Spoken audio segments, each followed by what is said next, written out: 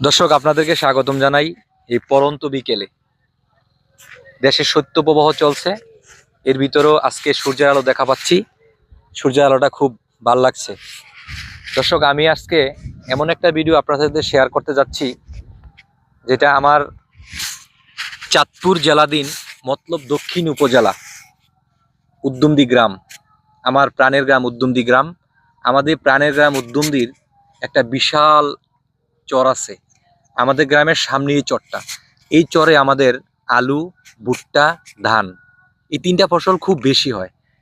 তো এবছর আমাদের এই চরের জমিগুলাতে 100 একর সম্পত্তিতে মানে আলু করা হয়েছে, যেটা আমাদের আলু বাংলাদেশে একটা বিশাল অর্থকারী ফসল। এই 100 একর সম্পত্তিতে আলু করা হয়েছে। এখানে আমাদের 40,000 মন লক্ষ্যমাত্রা ধারণ করা হয়েছে। 40,000 মনে প্রায় 1600 মেট্রিক টন আলু উৎপাদন হওয়ার লক্ষ্যমাত্রা অর্জন করা হয়েছে। যদি আবহাওয়া ভালো থাকে, সুস্থ সুন্দর থাকে, তাহলে আমাদের লক্ষ্যমাত্রাটা পূর্ণ হবে এবং এটা জাতীয় অর্থনীতিতে বিশাল একটা ভূমিকা রাখবে। তাই আমাদের এই প্রাণের গ্রাম অনেক কষ্ট করে, আমাদের যারা চাচা, জ্যাঠা, বড় ভাই, কৃষক যারা কাজ করে, তারা অক্লান্ত পরিশ্রম করে আমাদের এই ফসলগুলিকে উৎপাদন করে।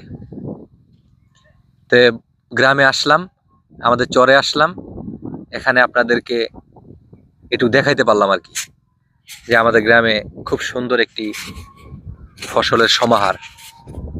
আর এখানে কৃষক ভাইয়েরা আছে যারা অক্লান্ত পরিশ্রম করে আলুর প্রজেক্টে কাজ করতেছে আর কি।